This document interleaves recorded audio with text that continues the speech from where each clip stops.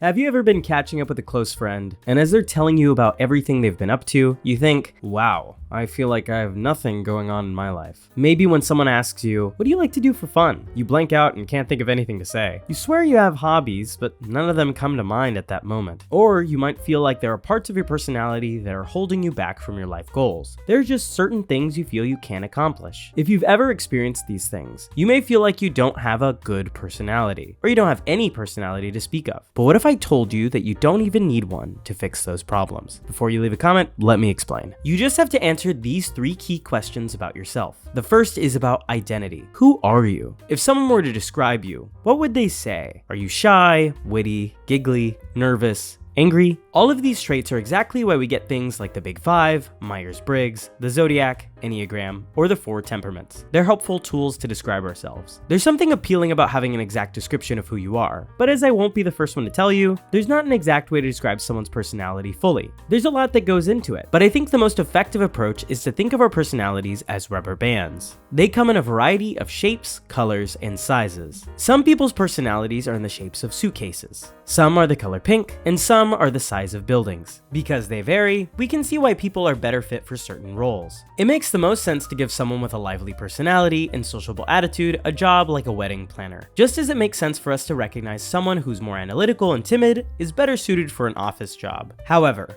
this doesn't mean that people who don't fit the mold perfectly can't participate or have different types of roles in society. We'll see that our personalities can be stretched to a certain amount. If I really wanted to, I could stretch myself a little further than what I'm comfortable with, if a job or role demanded it. Most people you meet probably won't get a deep dive into every part of you, but remembering those parts about yourself allows you to accept who you are. After understanding that, you might still feel like there are bits of yourself that stop you from getting to where you want to be. Being shy isn't the problem. It's that you don't accept that you're shy, or you don't take steps to help build skills to deal with said shyness. So that leads us into question 2.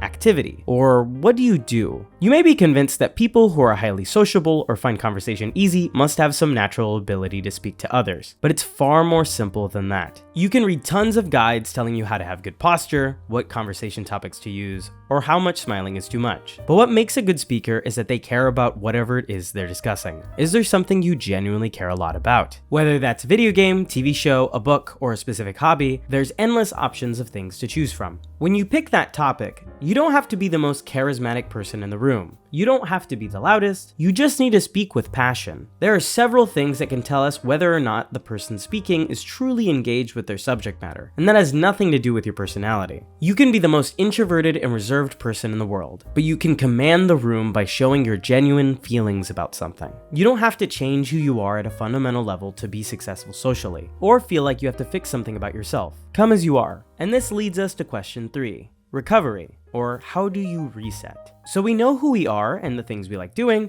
However, there are times in life where you fill a role that pushes you past your comfort zone. In these cases, we're gonna have to stretch ourselves, take on more work, stress, and in some cases, long days wearing a mask. These can only be done for so long before we start to wear out or snap ourselves in half. You might not have the option to get out of those roles right away. So to prevent more damage, we want to find restorative niches.